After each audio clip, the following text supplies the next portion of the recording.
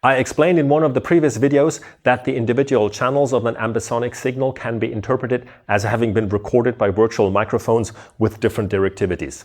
This makes it straightforward to encode virtual sound sources. One simply needs to choose a position for the sound source and then use software to impose these directivities onto the source signal.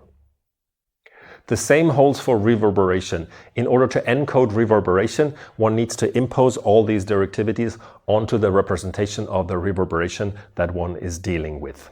There are plugins available for both these cases. There are different types of microphone arrays that are available that allow for encoding of recorded sound scenes. Here are 3 examples. The one on the left is the classical tetrahedral microphone array that originates from the early days of ambisonics.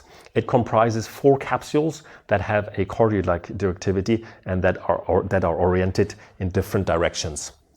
The microphone array is designed such that adding the signals from the 4 capsules produces an omnidirectional directivity, which is equivalent to the first channel of the ambisonic signal. And as you can guess, adding and subtracting the signal from the capsules differently produces the figure of 8 directivities that are required for producing the 2nd, 3rd, and 4th channel of the ambisonic signal. So encoding of this type of microphone array signals is literally just adding and subtracting signals. This array only supports encoding of first-order ambisonic signals. Microphone arrays that support the encoding of higher orders usually use some sort of baffle into which the microphone capsules are flush mounted, like the microphone array that you see in the center. Here is what it looks like in real life. This one uses a spherical baffle into which 32 microphone capsules are flush mounted, and this microphone array supports an order of 4.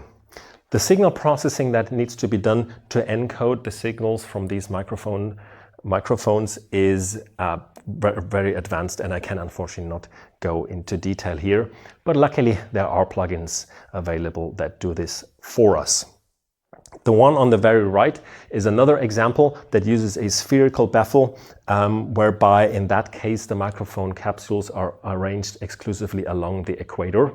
This allows for this microphone array to produce the same ambisonic order like a spherical microphone array, but with fewer capsules, of course at the price of some limitations in terms of the elevation information that it can capture. Spherical baffles are certainly most popular, but there are also other baffle shapes that are available. See you in the next video.